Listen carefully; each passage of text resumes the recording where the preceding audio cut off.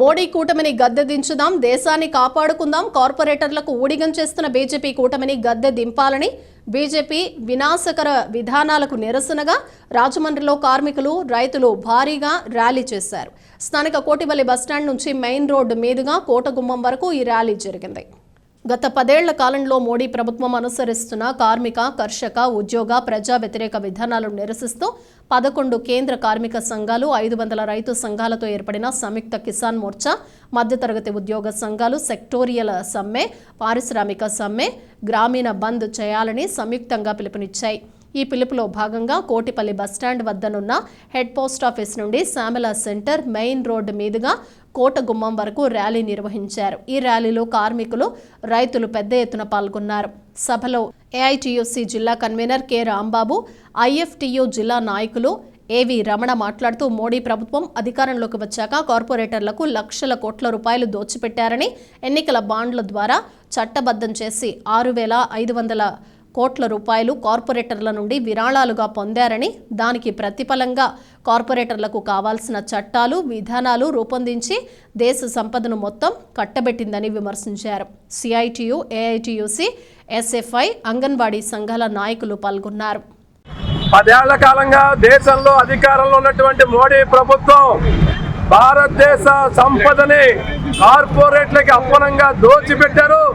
ఇవాళ దేశంలో కష్టించి పనిచేస్తున్నటువంటి రైతాంగాన్ని, కార్మిక వర్గాన్ని నడ్డి విరిచేటువంటి పద్ధతులు ఈ దేశంలో అవలంబించారు. ఇవాళ దేశంలో రైతాంగానికి 3 నల్ల చట్టాలు మోడీ ప్రభుత్వం తీసుకొస్తే ఆ నల్ల చట్టాలు రద్దు చేయాలని రైతాంగం ఏడాది కాలం పాటు ఆందోళన చేస్తే రద్దు చేశామని చెప్పి మోడీ ప్రభుత్వం కనీస మద్దతు ధర ఇస్తామని హామీ ఇచ్చిన మోడీ ప్రభుత్వం ఇవాళ హామీ నిలబెట్టుకోలేకపోతే రైతాంగం ఈ రోజు దేశ రాజధానిలో మళ్ళీ ఆందోళన చేస్తూ ఉంటే రైతుల వీపులు వాచిపోయేలాగా లాఠీ చార్జీలు చేస్తూ ఉన్నారు.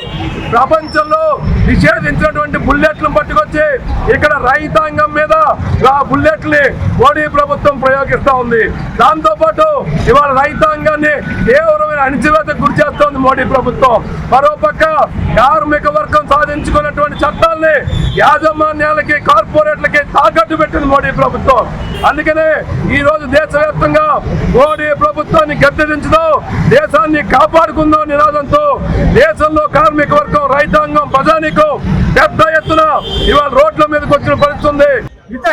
కార్మిక సంఘ నాయకులందరికీ కూడా పేరు పేరున భారత కార్మిక సంఘాల సమైక్య ఆంధ్ర రాష్ట్ర కమిటీ తరఫు ఎప్పుడూ అభినందనలు తెలియజేస్తా ఉన్నాం.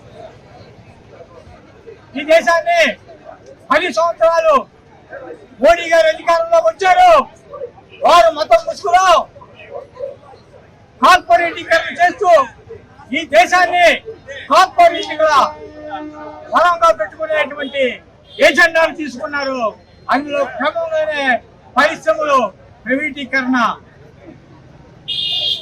వేల కోట్ల రూపాయలతో ప్రారంభమైనటువంటి ప్రభుత్వ రంగ సంస్థలు ఈనాడు లక్షలాది కోట్ల రూపాయలకు ఎదిగాయి.